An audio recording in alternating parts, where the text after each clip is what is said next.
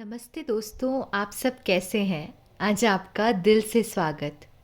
चलो आज खुद को थोड़ा और गहराई से प्यार करना सीखते हैं। कैसे?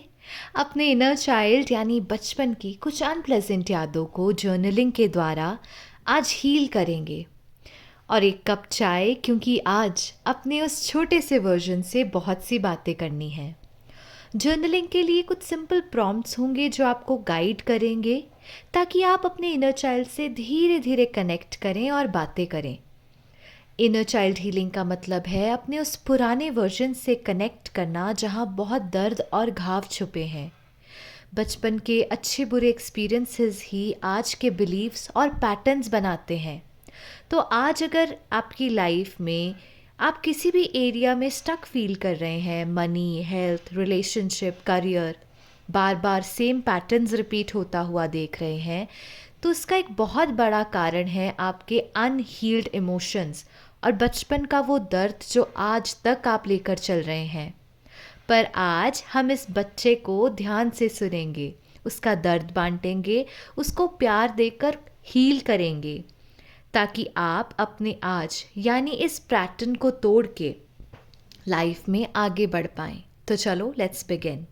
पहला सवाल, अपने बचपन की एक ऐसी मेमोरी को याद करें जहां खुद को अकेला, अनलव्ड या टूटा हुआ महसूस किया। I know it's not easy, पर हीलिंग वहीं से शुरू होती है जहां दर्द छुपा है। चलिए अब 3 गहरी लंबी सांसें लेंगे। Take deep breaths. और अब अपने बचपन के किसी ऐसे लम्हे को याद करो जहाँ किसी ने हार्श वर्ड्स कहे, शायद स्कूल में किसी ने बुली किया या आपको अनलव्ड, अकेला, अनवांटेड फील हुआ। ध्यान से सोचिए उस मेमोरी को जहाँ आपने वो दर्द महसूस किया था। उस पूरी मेमोरी को अपने सामने लेकर आएं। अब अपने हाथ प्रेयर पोजीशन में लाओ, खुद के साथ डीपली कनेक्ट करो।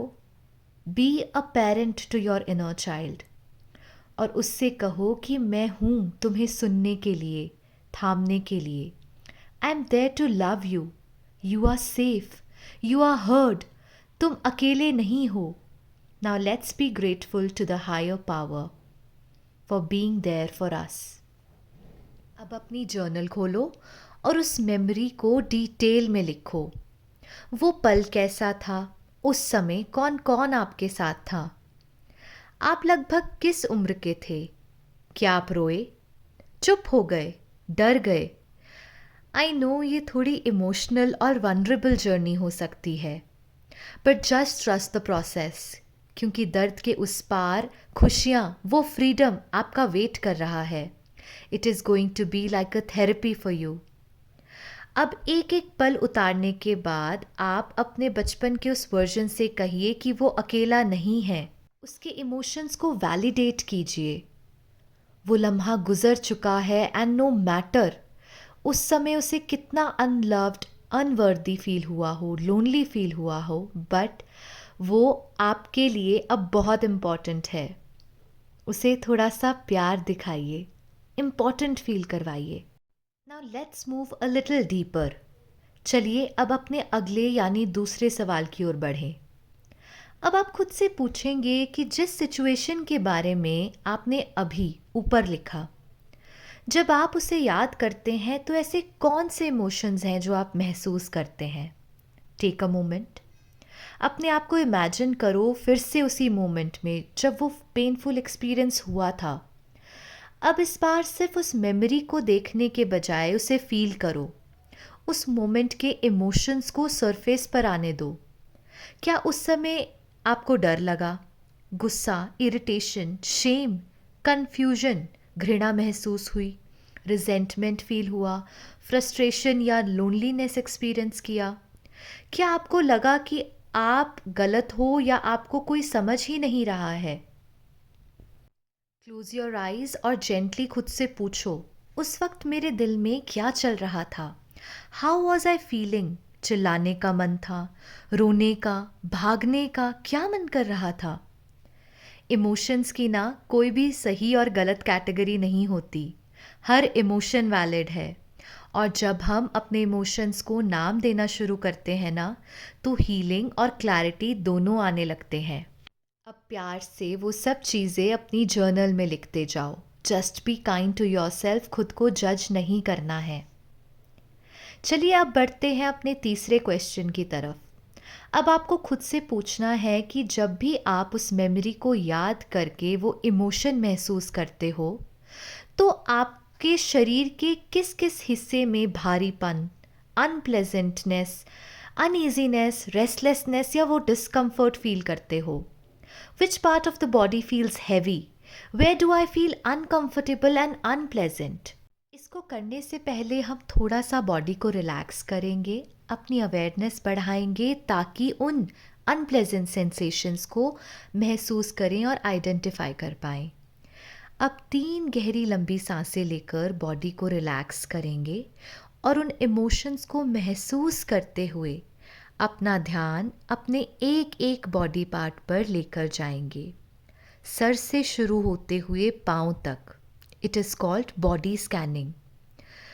हर एक बॉडी पार्ट पर अपना ध्यान लेकर जाना है और उन सेंसेशंस को महसूस करने की कोशिश करनी है। आपको वो कहाँ अनुभव हो रहे हैं? चेस्ट में भारीपन हो रहा है, पेट में हलचल हो रही है, आँखों पर प्रेशर है या किसी और जगह दर्द महसूस कर रहे हैं? आप अपना फोकस वहाँ लेकर जाएं। इस एक्टिविटी को करने के बाद आप लिखेंगे, एक्नॉलेज करेंगे कि शरीर के किस हिस्से में वो दर्द महसूस हुआ। एंड लास्ट में लिखेंगे कि आज मैं इसे रिलीज़ करती हूँ। जो भी ये अनुभव है, ये सेंसेशन है, I release it with all the love. अब बढ़ते हैं इस जर्नी के लास्ट यानी 4th क्वेश्चन की ओर। अब आप खुद से पूछेंगे कि आज मैं कौन सी ऐसी अपनी पसंदीदा चीज़ करूं जो इस छोटे बच्चे को खुशी दे। मुझे क्या करना सबसे ज़्यादा खुशी देता है? One simple thing that gives me Joy. It can be as simple as eating your favorite food, listening to your favorite music, या आपको डांस करना पसंद हो सकता है आपको लिखना पसंद हो, बुक्स पढ़ना, घूमना या किसी प्रिय से बात करना। Anything which you love to do. जैसे मैंने अपने लिए लिखा कि मैं आज 10 मिनट्स मेडिटेशन करूँगी, क्योंकि मुझे ना साइलेंस में बैठना, खुद से कनेक्ट करना बहुत पसंद है। I love to meditate, it gives me so much happiness.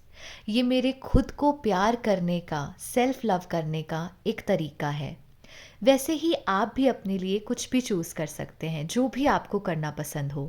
दोस्तों, ये थी आज की छोटी सी प्रैक्टिस। उम्मीद करती हूँ कि आपके अंदर के इस बच्चे को प्यार महसूस हुआ होगा। आप सब ऐसे ही अपनी हीलिंग और सेल्फ लव की जर्नी में आगे बढ़ते रहिए। आप सबको दिल से शुक्रिया। खुश रहिए, मुस्कुराते रहिए। Happy healing.